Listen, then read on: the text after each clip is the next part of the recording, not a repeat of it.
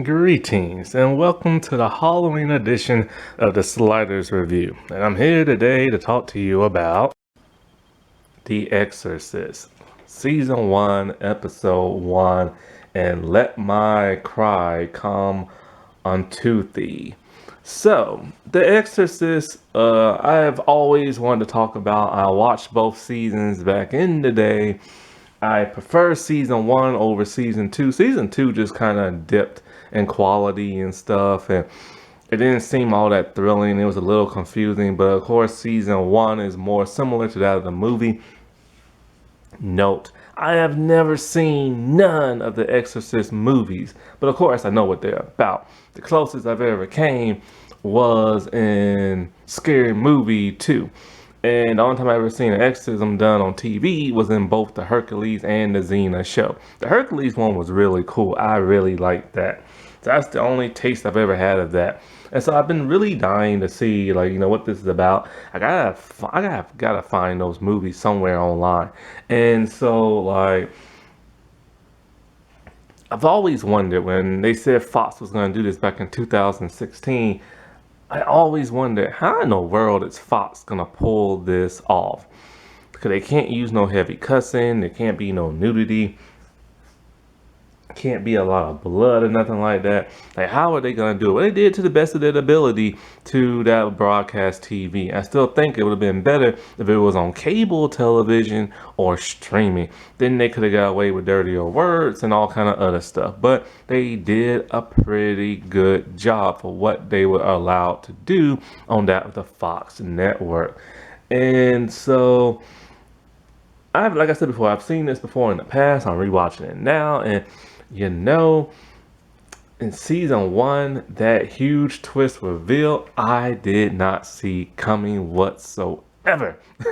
Now, I've known people who were in the first, like, Exorcist movie and stuff. Man, there's been so many and so many different type of remakes and movies that are knockoff versions of them. And there's another one that's out now. I don't know if it's connected to these. And it's just something that's stuck around with people for a long time. It's just like, the devil taking over an innocent. And in comes, like, a pastor of all things to, like, rid the evil and stuff. And all this demonic stuff that happens. And they do some pretty demonic, crazy stuff in this show. And especially in this episode. And the thing that they was doing in this show is that they was building up to something grandeur. Something about a cult. But of course, after season 2, it ended. I don't know why exactly it ended. Maybe because season 2 wasn't that great. Maybe because parents were complaining to the networks because their kids probably saw it. Who knows? Maybe it could have been when Disney bought out Fox. Like, who knows, But I tell you this right here, it is not on Disney Plus. It is on Hulu. And so it starts with that of Father Marcus. He's in Mexico City, and we see him walking up to a building. Basically, it cuts from that, and we see a family. The family is at church. And Father Tomas is the pastor there. The family, they enjoyed themselves and stuff like that.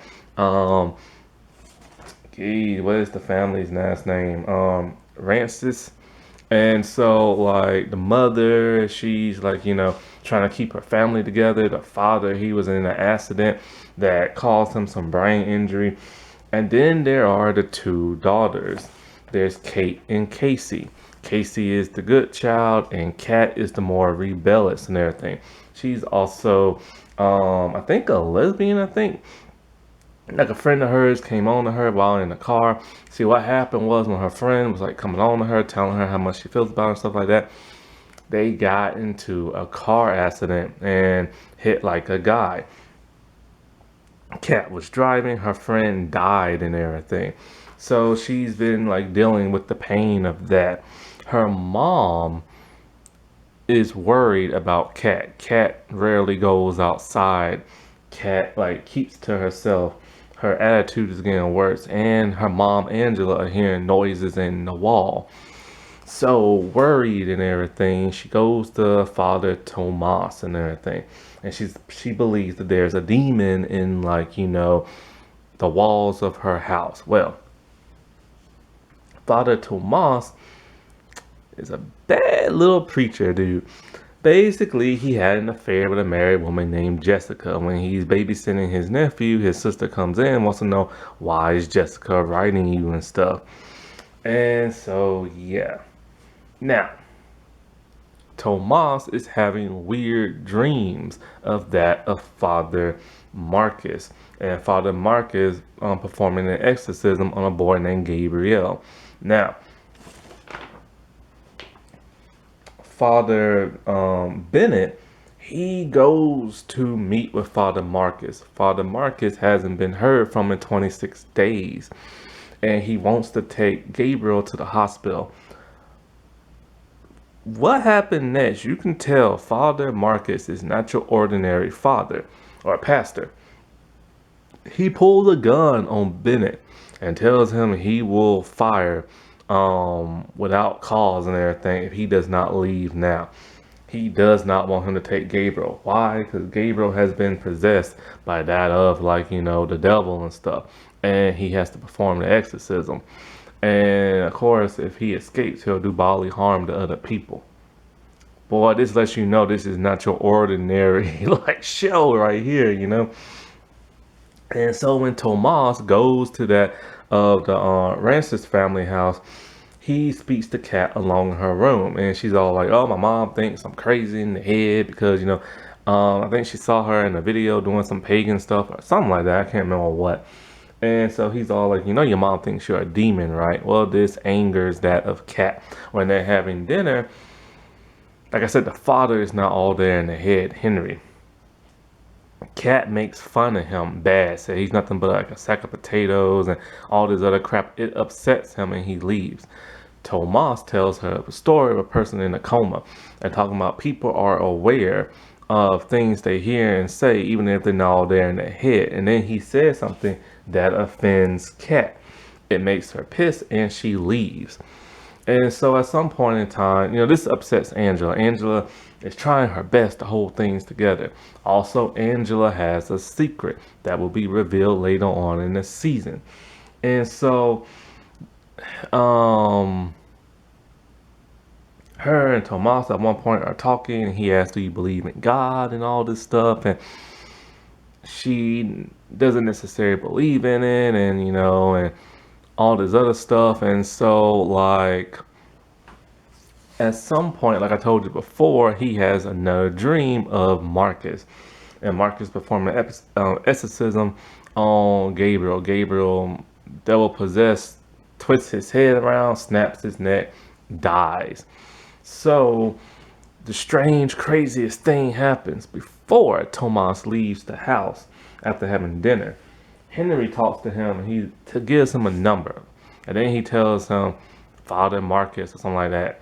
And then Henry snaps back into it and doesn't know what the world he's talking about. He believes that God sent him a message through Henry. So he starts looking up Father Marcus and stuff, and he finds him at a retreat. And so he talks to Brother Simon, I think his name is, and Brother Simon somehow knows who he is, like to detail and stuff, and it's kind of freaky. When he leaves Brother Simon, something weird is going on in Simon's eyes. He talks to that of Marcus. Marcus does not want to be bothered. He's just drawing. He draws in black charcoal on white paper. It looks pretty demonic and everything. And he tells him how he's been having dreams to him and this and that. And he knows that Father Marcus knows how to perform an exorcism. Marcus does not want nothing to do with him. And tells him, everybody knows what happened to Gabriel. Tell him something he doesn't know. And then he recites something that he told him. Marcus knows something is up, but still does not want to help him. When Tomas goes to the pastor and everything, the pastor does not want to help. Instead, he wants to get Kat counseling and stuff. He goes back to Angela and tells her that, but she's like, "No, there's something wrong with my daughter," and stuff like that. Then it happens. They hear a scream. He runs up into the attic. There's like a rat. The rat is trying to run for something, but then something lifts the rat's feet off the ground and contorts his body, killing it. Then a demonic hand grabs the rat. It isn't Kat, it's Casey, the good child. she starts walking in a very distorted kind of way, like she's possessed. Her skin is like grayish and stuff. The whole show has like a muted tint. And then, it's revealed the devil is inside Casey. When Tomas leaves the house, or no, before he leaves the house, Angela shows up. And Casey is back to normal, being a nice, sweet little girl. He's just freaked out. He knows something's up. When he leaves the house, we then hear the music from the Exorcist movie. And we see Casey just looking at him through a window, very disturbed and stuff. And as this is going on, we see a person packing. Who is that person? Marcus. He puts on his pastor outfit. He puts on his hat. He has his Bible in his bag, and he leaves the retreat. And he's heading to that of the to find Tomas, and it ends. And it's pretty creepy for a pretty good like premiere and stuff. It keeps you engaged. The ending really sells it. If it didn't have that ending, it probably never would have sold it.